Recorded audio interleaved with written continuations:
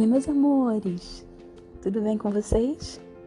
Estou de volta para falarmos sobre mais um assunto relativo aos substantivos. Vamos falar hoje sobre a variação de grau. Engraçado que eu estava sentada aqui agora e abri as janelas. Nossa, tá entrando um ventinho tão bom. Aí eu comecei a pensar na palavra ventinho. O vento não tá pequeno, não. Mas se eu falo ventania, ventão, por exemplo, ninguém fala, né? Para aumentar o grau do substantivo vento. Mas se a gente fala em ventania, não vem assim um sentido confortável, gostoso, sabe? Vem um incômodo junto, né? Quando você pensa em ventania. E aí, quando você fala ventinho bom, você não está menosprezando o vento, nem está dizendo que é um vento pequeno. Você está feliz com ele, né? Então, esse assunto, ele envolve muitas coisas que a gente precisa parar para observar. Vamos começar, então, falando que o substantivo ele tem 3 graus. O grau normal, né? Como casa.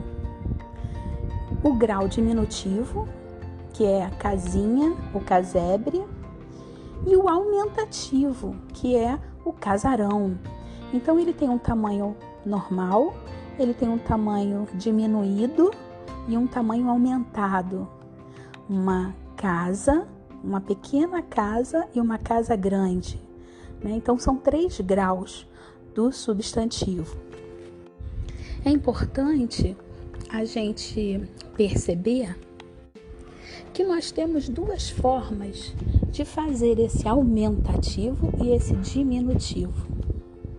A gente pode colocar um sufixo no final do substantivo, aquele pedacinho, inho, ão, ou outros de forma irregular. Ou a gente pode acrescentar um adjetivo antes ou depois do próprio substantivo. Então, eu tanto posso dizer uma casa enorme, como eu posso dizer um casarão, percebe? De qualquer modo, eu retratei o tamanho da casa no aumentativo, perceberam? Quando a gente faz uso de um sufixo para formar, né, a palavra derivada, para formar o diminutivo ou o aumentativo, como casinha, casarão, a gente está falando em diminutivo e aumentativo sintéticos. Quando você acrescenta uma palavra para acompanhar o substantivo, não faz uso de sufixo nenhum, a gente tem o grau diminutivo ou aumentativo analítico. Então vamos formalizar isso. Grau diminutivo sintético de casa. Casinha ou casebre. Grau diminutivo analítico de casa. Pequena casa, casa pequena. O adjetivo pode vir antes ou depois do substantivo. Agora, grau aumentativo sintético de casa. Casarão. Grau aumentativo analítico de casa. Grande casa, casa enorme. O sufixo mais comum de aumentativo é o ão, né? Então, carro, carrão. Mas nós temos outros sufixos aumentativos também usados. Vou dar alguns exemplos aqui e no material em anexo vou mandar outros, tá bem? Aça, barcaça. Alha, muralha. Zarrão, homem-zarrão. Eirão, ribeirão. Zão, pezão. Percebe? Porra, cabeçorra. Arra, bocarra. Arel, folharel. São muitas as terminações que a gente pode utilizar para formar um aumentativo. Do mesmo modo, Para formar o diminutivo, o sufixo mais comum é o inho, ou a variação zinho, né? Carro, carrinho, pé, pezinho. Mas nós temos outros sufixos diminutivos também usados. Por exemplo, acho, riacho, ebre, casebre, eco, jornaleco, ejo, lugarejo. Percebe quantas possibilidades? Ico, namorico, espadim. Esses foram exemplos de substantivos no grau aumentativo e diminutivo sintéticos. Agora, para fazer o grau aumentativo analítico, a gente pode utilizar algumas palavras, não precisa ser só o grande. Por exemplo, letra grande. Pode ser também enorme, pedra enorme. Pode ser colossal, estátua colossal. Gigantesca, obra gigantesca. Até monstro entra como complemento para fazer esse aumentativo analítico. Às vezes a gente escuta falar assim, uma liquidação monstro. É uma liquidação enorme, não é isso? Então, quando a gente olhar essa combinação, a gente sabe que o grau daquele substantivo está no aumentativo. Agora, o diminutivo, também nós temos, como possibilidade algumas palavras. Não precisa ser apenas a palavra pequena.